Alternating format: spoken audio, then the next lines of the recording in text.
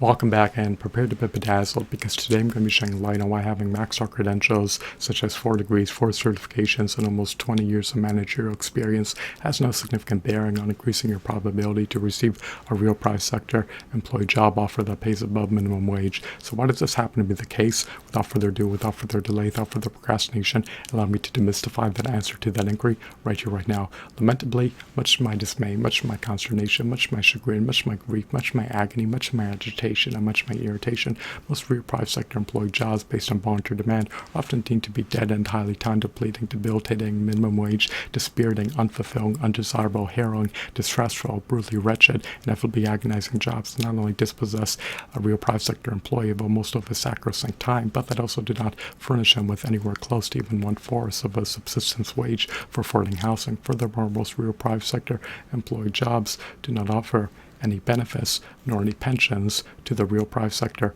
employees who work them. So, real private sector employee jobs that offer a pay grade that is above the minimum wage threshold are not profusely available. They are seldomly available, and whether or not you're rendered eligible to receive a real private sector employee job offer that pays above minimum wage is predicated upon nepotism. Are you a close relative of a hiring manager? Are you a best friend of a hiring manager? Have you fostered a strong interpersonal relationship with a hiring manager? If you staunchly answer no to the aforementioned inquiries, then your probability to receive a real private sector employee job offer that pays above the minimum wage threshold is infinitesimal. Almost all the profits that companies generate are reserved for the executives in tandem with the shareholders.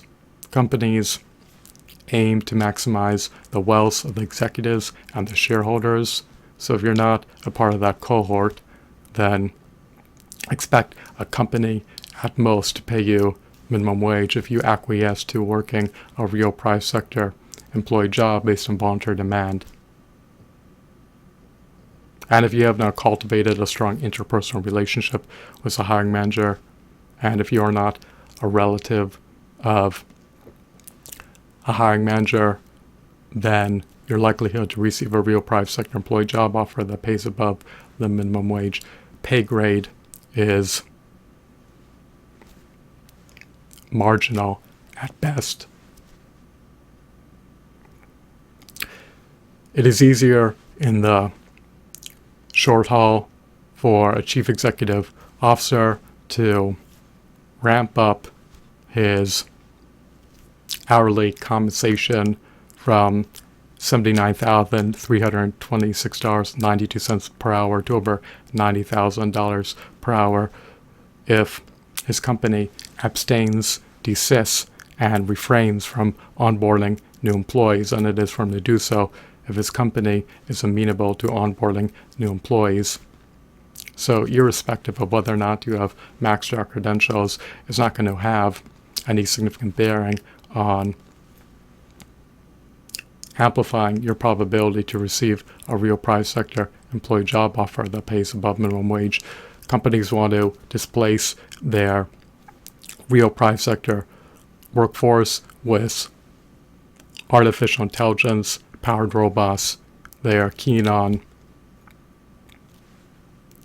minimizing the personnel that comprises their real private sector workforces, so they can conduct their business operations with scant employees at their retail stores or at their facilities or at their manufacturing plants, and they will proceed to do so. The profits that they generate trickle up to the executives and the shareholders, and only a negligible amount of the wealth that they generate trickles down to the real private sector employees. and is often in the form of a minimum wage, which furnishes employees with a negligible amount of purchasing power. So, you may have maxed out credentials, but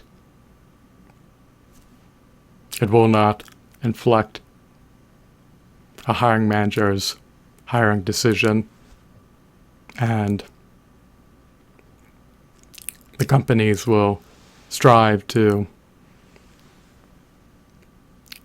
perpetually minimize their labor costs so that they have more profits to funnel into the emoluments of the executives and into the distributions for the shareholders. Once again, I hope that you deem this video to be riveting, captivating, mesmerizing, insightful, engrossing, and informative. I hope that you're entrenched in the underlying epicness.